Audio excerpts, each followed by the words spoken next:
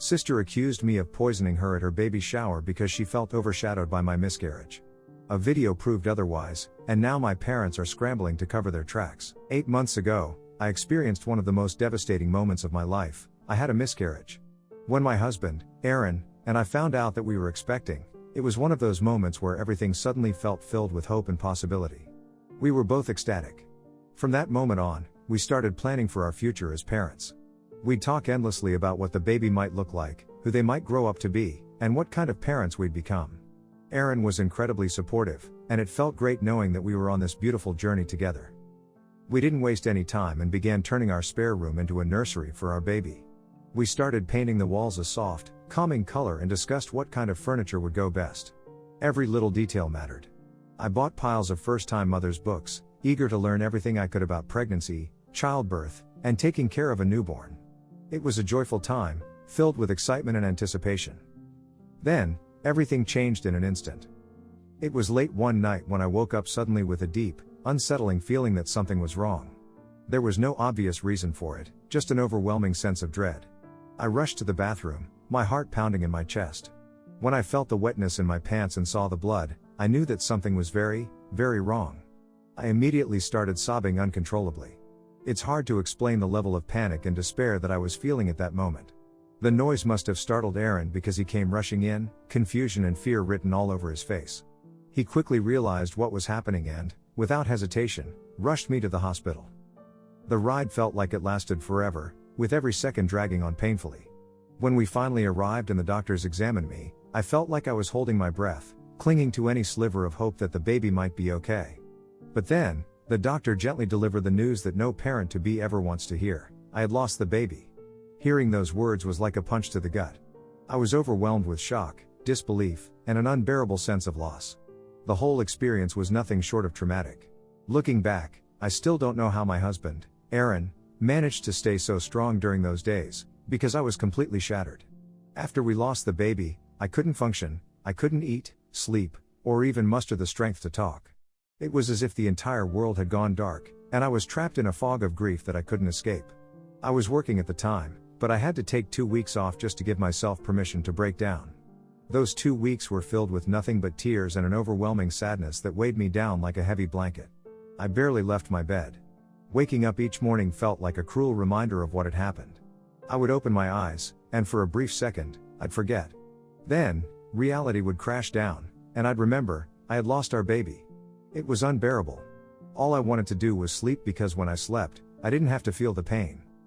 During this time, my family really rallied around me in a way that I will always be grateful for. My parents and my sister would constantly check on me. Every day, someone would call, text, or stop by to chat with me, even though I wasn't capable of much conversation. My cousins and relatives would visit, bearing food and fruits, trying to nourish me in ways I couldn't do for myself. But no matter how many people came or how much they cared, I was emotionally numb. Despite their best efforts, there was nothing anyone could say to make the sadness go away. Through it all, my husband was my anchor. Aaron took care of me when I couldn't take care of myself. He didn't push me to talk or force me to act like everything was okay. Instead, he was patient, quietly supporting me in any way he could. He brought me meals, even when I could barely touch them. He would sit with me in silence when words felt impossible. If it weren't for him, I'm not sure I would have made it through those weeks. He assured me, over and over again, that we wouldn't give up. He believed that, in time, we could try again once I had healed both physically and emotionally.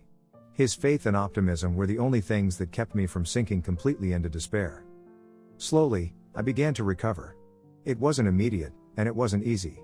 I decided to return to work, mostly because I needed something to distract me from the endless loop of grief and pain I was stuck in. Work gave me a routine, something else to focus on so I wouldn't have to think about the baby all the time. In the quiet moments, though, the grief would return, and I knew I needed more than just distraction, I needed connection. So, I joined a few Facebook groups for people who had gone through miscarriages. At first, I wasn't sure if it would help, but as I read through the stories of others, I realized just how many people had experienced the same pain I was feeling. It was comforting to know that I wasn't alone, that my feelings were normal, and that others had survived this unbearable loss. I began opening up more, and sharing my story, and in doing so, I started to make sense of what I was going through. Right now, I'm still grieving. I don't think that part will ever fully go away, But I've come to a place where I no longer constantly blame myself. That took time and a lot of emotional work. There have been so many moments where I have questioned if it was my fault if I had done something wrong, but now, I strongly believe that some things are just simply beyond our control. I've adopted a mindset of what's meant to be, will be, and that perspective has brought me a sense of peace. I've worked hard on my healing to come this far, and I'm proud of that progress. But recently, something happened that has really shaken me to my core, and I feel like it's undone some of the healing I've worked so hard for. It happened at my sister's baby shower, which took place last week. For some context, my sister, Maggie, found out she was pregnant about 2 months ago. She announced her exciting news to our entire family almost immediately, but for some reason, I wasn't personally told by her. I had to find out through one of our cousins, which caught me completely off guard. It stung. Not because I wasn't happy for her, but because Maggie and I have always had a good relationship. She had been there for me, especially during my miscarriage, offering comfort and support when I needed it most. So naturally, I was surprised, and honestly, a little hurt, that she hadn't called me herself to share her happy news. When I talked to her about it later, I tried not to let my emotions get the better of me. I didn't want to make her feel bad, but I also needed to understand why she hadn't felt comfortable coming to me directly. She explained that the reason she hadn't told me was because she didn't want to spoil my mood by announcing her pregnancy, knowing that I was still grieving the loss of my own baby. I could tell that she wasn't trying to hurt me. She didn't want to add to my pain, and in her mind, keeping the news from me was her way of protecting my feelings, but I reassured her that, no matter what I was going through, I would always be happy for her. I made it clear that she should never feel like she couldn't share her joy with me just because I was still dealing with my own grief. I explained that despite the sadness I carried, I would still love her baby just as much as I would have before. I was still going to be her baby's aunt, and I wanted to be a part of this new chapter in her life. It was important to me that she knew that my love for her and her baby wasn't diminished by my loss. She seemed relieved after our conversation and was happy that I was so understanding. She promised that she would keep me updated from then on, which felt like a positive step forward. Over the past few weeks, I've made an effort to support Maggie as much as I can, especially since she's going through this pregnancy largely on her own. You see, Maggie is currently going through a divorce from her husband, Tyler.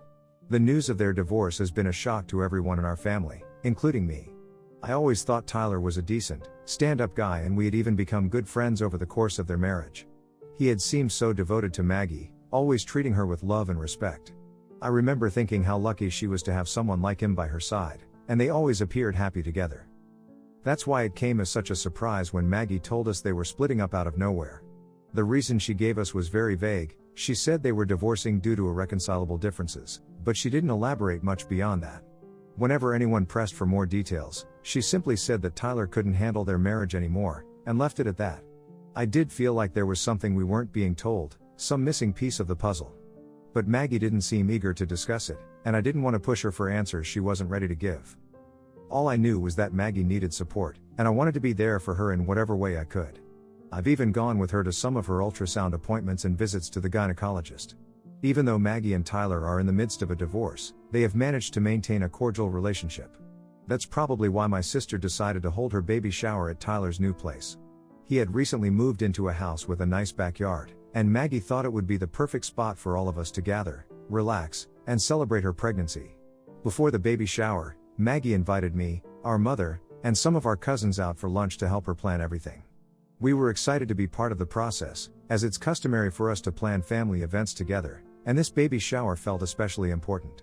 As we all sat down for lunch, my cousins gave me a warm hug and comforted me about my miscarriage. Even though several months had passed, they knew that grief isn't something you just move on from quickly, especially when it comes to something as personal and painful as losing a baby. As women, I think they understood what I was still going through on a deeper level. They even mentioned how brave and selfless it was of me to be there for Maggie, despite my own grief. However, as we were talking, I noticed Maggie's demeanor shift. She rolled her eyes and, in a firm tone, told everyone to stop bringing up such heavy topics during lunch. She said we all needed to move on from my incident. Her words stung a bit. I didn't like talking about it also, but she was reacting a bit too cold. I figured she was just stressed about her baby shower and maybe didn't want the conversation to shift away from the happy event we were supposed to be planning. Later that day, when I was dropping her off at her house, Maggie joked that I was always stealing the spotlight from her after my miscarriage had happened, and then she asked, half seriously, if I planned on doing the same thing at her baby shower. I was caught completely off guard by her comment. I asked her to clarify what she meant by stealing her spotlight. Maggie explained that people seemed more concerned about me rather than her and that, as a result, she felt brushed aside. She said that she didn't want to feel this way during her baby shower. I immediately felt bad and apologized to her. I assured her that no one intended to make her feel less important and that I would do my best to make sure my incident wouldn't come up during her baby shower. I didn't want to take away from her special day or make her feel neglected in any way. Maggie didn't say much after that, she just shook her head in disdain, and our conversation ended awkwardly. I did understand that Maggie wanted to feel fully supported and loved during her pregnancy, especially with everything she was going through with her divorce, but I didn't realize that my loss had made her feel sidelined. The baby shower was 3 days ago, and I did everything I could to make sure the focus stayed on Maggie and her baby. I didn't want any attention on me, this day was about Maggie, and I wanted her to feel the support and love she deserved. But despite my efforts, several people still came up to me throughout the event, giving me warm hugs or gentle pats on the back. I know they meant well. However, with each hug or gesture of sympathy, I could sense Maggie's eyes on me. She didn't say anything directly, but I could feel her discomfort and irritation growing. I didn't want to make the day about me, and I certainly didn't want to cause any drama. I just wanted to enjoy the event, to celebrate my sister and the baby she was bringing into the world, but I was hyper aware of how Maggie might be perceiving the situation. During the event, I also met Tyler after what felt like ages. I gave him a hug, and he seemed genuinely happy to see me. Despite everything that had happened between him and Maggie, it felt like we were still on good terms. He even apologized for not being there for me after everything I had been through over the past few months, referring to the miscarriage. I brushed it off as I understood that he and Maggie were also going through their own thing. Tyler had lost some weight, and there was a noticeable change in his demeanor. He didn't have that same vibrant energy he used to, instead, there was a hint of sadness in his eyes. It made me wonder how he was truly coping with the divorce and the changes in his life. Even though Maggie hadn't gone into detail about their split, it was clear that Tyler was struggling in his own way. My husband, Aaron, had also come to the baby shower, so he, Tyler, and the other men stayed busy in the backyard, making barbecues and chatting amongst themselves. At the baby shower, everyone had brought thoughtful gifts for Maggie and her soon-to-arrive baby. It was a joyful atmosphere as each person presented their token of love and excitement for the little one. One of my cousins had crocheted a beautiful baby blanket, my father gifted Maggie a baby rocker, and my mother splurged on a brand new stroller, which Maggie was thrilled about. For my gift, I decided to give her a couple of parenting books that had helped me during my pregnancy, along with a baby shawl that held deep personal significance for me. This shawl was the first thing I had ever purchased when I found out I was pregnant. I remember being on a trip to Istanbul when I saw it, a delicate, beautifully woven shawl that I immediately fell in love with. I bought it with so much excitement, picturing myself wrapping my baby in it. After I lost the baby, the shawl became bittersweet. It was tied to both my happiest memories and my greatest heartbreak. But I couldn't bring myself to just throw it away. I wanted it to have a purpose, to be a part of something good. So, I thought it might bring me some peace to pass it on to Maggie, hoping her baby could make good use of it. In my mind, it wasn't just a shawl, it was a gift filled with love and hope, and I thought it would bring some happiness to both me and her. However, when Maggie opened the gift and pulled out the shawl, she froze. Her expression shifted from surprise to anger. She stared at the shawl as if it were something tainted. Then she asked, with visible frustration, why I'd brought it to her baby shower. I was confused, and nervously tried to explain that it was special to me, and I wanted her baby to have it. I thought it was a personal gift that would come in handy. Everyone else at the shower admired the shawl's beauty, but Maggie didn't seem to care about that. Her face grew angrier, and then, to my shock, she started accusing me of trying to curse her baby with my gift. I was taken aback by her words, and I asked her what she meant by that. But before she could answer, my mother, who had been watching the exchange, spoke up and said it was inappropriate for me to give Maggie something that was originally meant for my dead baby. She explained that it wasn't right to pass down something linked to a loss to a new life. I was upset hearing her say that. I had never intended to offend my sister or make her feel uncomfortable. I genuinely thought I was offering my sister something filled with love and meaning. I quietly took the shawl back, and apologized, trying to keep my composure in front of everyone, even though inside, I felt shattered. However, Maggie, visibly upset, doubled down and told me that just because I had lost my baby didn't mean I could now give those things to hers as hand-me-downs and that her baby deserved better than that. Her words were sharp and cut deep and I was almost on the verge of tears. This is when my husband, Aaron, stepped in. With a firm but calm tone, he interrupted the conversation, addressing Maggie directly. He made it clear to her that my intentions were never to hurt or upset her, and that I had only given her the shawl as my way of trying to find healing while also showing how much I cared for her and her baby. Erin then pointed out that if Maggie didn't like the gift, she could have spoken to me privately about it afterward. There was no need for her to insult me in front of everyone and embarrass me like that. He acknowledged that the situation was sensitive, but he emphasized that it didn't justify her reaction, especially in front of all our family and friends. Maggie seemed taken aback by Erin's directness, and I could see the tension in her face. The rest of the guests looked uncomfortable, unsure of what to say or do. One of my cousins, sensing the tension in the air, stepped in to support Erin's point. She urged Maggie to let the matter go, suggesting that it wasn't worth escalating further. I felt completely blindsided by the entire situation. Feeling defeated, I offered to order something nice for her baby and have it delivered later, hoping it would help mend the rift. But Maggie just scoffed and told me not to bother. Her anger towards me felt disproportionate to the situation, and it made me sad to see my sister so upset with me over something that had genuinely come from my heart. I was starting to feel really sick to my stomach, overwhelmed by guilt and confusion about the entire interaction.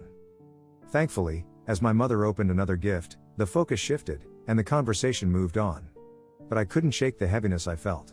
I wanted the day to be joyful for Maggie, but all I could think about was how my gift had unintentionally created this rift. Later, when everyone started serving themselves food, I decided to try to apologize to Maggie again. I went to the kitchen, and filled a plate with her favorite mashed potatoes and some chicken, just how she liked it. When I brought it to her, I said I was sorry again, hoping that she could move past my mistake and see how much I genuinely cared for her. But Maggie barely acknowledged me, and simply took the plate from my hands without a word. Feeling rejected, I went to sit beside Erin to find a bit of comfort. We were quietly eating when suddenly, we heard Maggie loudly coughing repeatedly. All of us turned to see her gesturing to her throat, her face turning red and swollen as she struggled to breathe. Panic surged through me as I realized something was seriously wrong. I rushed to her side while my mother called 911, urgency coursing through the air. All I could think about was getting her the help she needed. Paramedics arrived and my sister was rushed off to a hospital. My parents, Erin, Tyler, and me rushed to be there for her at the hospital. We were informed by the doctors that Maggie had a severe allergic reaction. Now, Maggie is allergic to lobsters, and there had been some at the barbecue, but Tyler had assured everyone he had been very careful not to mix up the grills. I had specifically given Maggie a plate that only contained mashed potatoes and chicken, so I knew I hadn't given her anything harmful. But when Maggie recovered and was coherent enough to speak, she started accusing me of poisoning her. She told my parents how I had been the one to bring her food after she had insulted me for my gift, so I might have done something to her food that triggered her allergic reaction. I was completely baffled. How could she think I would do something so malicious? I argued that I would never harm her or her baby, and it was unfathomable to me that she would even suggest it. Yet she refused to believe me. In a fit of rage, she screamed at me to get out of her hospital room. Erin and I exchanged glances, both of us stunned, and we quickly left, not wanting to escalate the situation further. Since that day, everything has spiraled out of control. My parents, siding with Maggie, have placed the blame squarely on me for the entire incident. They believe I somehow endangered her and her baby, and other family members have caught wind of the drama.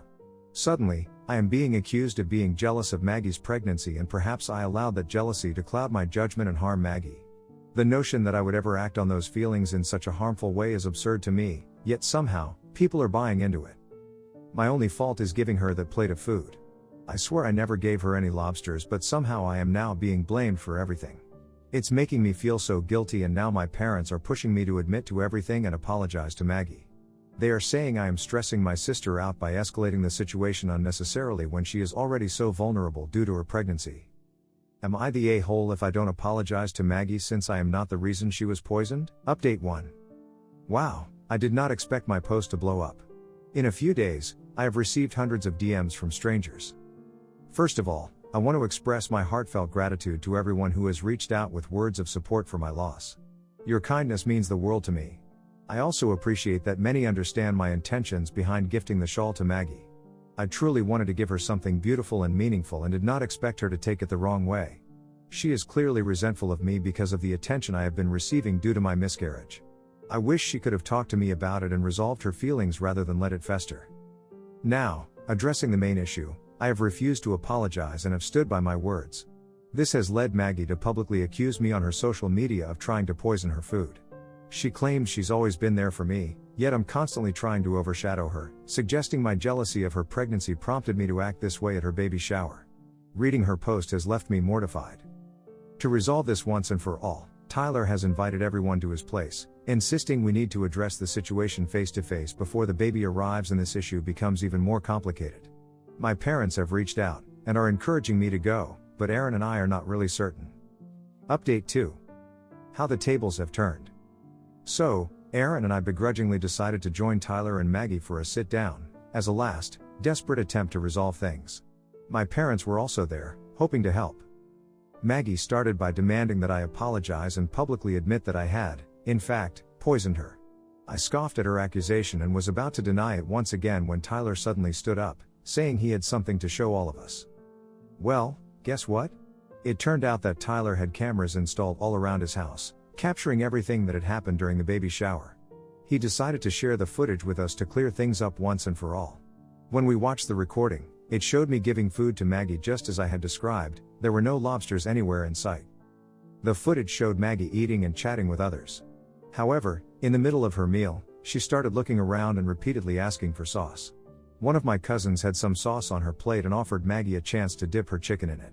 Since that cousin was eating lobster, it was definitely a bad idea for Maggie to use the sauce from her plate. Foolishly, my sister dipped her chicken into that sauce. Moments later, Maggie began to cough. Her allergic reaction had clearly been triggered by that sauce. As the video played, I could see my parents' faces pale as they absorbed what had just unfolded. They realized that Maggie had been blaming me for something that wasn't my fault at all and they had been supporting her. Maggie started to argue, fumbling to justify her claims. She said there's no guarantee that her reaction was caused by eating from my cousin's plate, and insisted that I might have mixed something into her food earlier. However, thanks to Tyler, my parents did not believe her any longer. I yelled at Maggie for publicly defaming me on social media when she was the one at fault. My husband then threatened her that we would use this footage and sue her for false accusations if she didn't take down her post from social media immediately. My parents' expressions were filled with regret as they turned to me, their eyes filled with sympathy. They apologized for unjustly accusing me. However, I pointed out to my parents that they were very quick to support my sister, and had there been no evidence they would have probably continued to support her. I turned to my mother and asked her if she would now go around and clarify the situation with other family members since she had been one of the loudest voices in blaming me. I believed it was important for everyone to know the truth, especially given how much damage had been done. However, my mother tried to brush it off. She said that nobody really cared about who was right or wrong in this situation. What mattered was that I was no longer implicated in what happened to Maggie. I felt that was deeply unfair. I told her that if she didn't take the initiative to set the record straight and acknowledge Maggie's own responsibility for her allergic reaction, then I couldn't have a real relationship with them anymore. My parents kept trying to de-escalate the situation without really acknowledging their own accountability. Eventually, Aaron and I left the place after taking a copy of the footage from Tyler and thanking him for revealing the truth. Since then, my sister has taken down her post from her social media, but my mother still hasn't clarified to anyone about what really happened, so I am really pissed with her for being okay with me being painted as the villain in this situation. Update 3. Thanks everyone for your suggestion. In response to everything, I decided to give Maggie a taste of her own medicine. I posted the video Tyler had shown and shared how both my sister and parents had unfairly accused me of her allergic reaction. I highlighted how Maggie was careless enough to eat from someone else's plate and essentially poisoned herself. As expected, the video caused a stir. Many family members who had initially sided with Maggie and blamed me have since called back to apologize. Some are even mocking her now, furious that she endangered herself and put the blame on me without any proof. I plan to take the video down soon, now that the damage is done. My parents have called me repeatedly, but I've been ignoring their calls. Aaron and I have decided to go low contact with the family until my parents recognize their mistakes.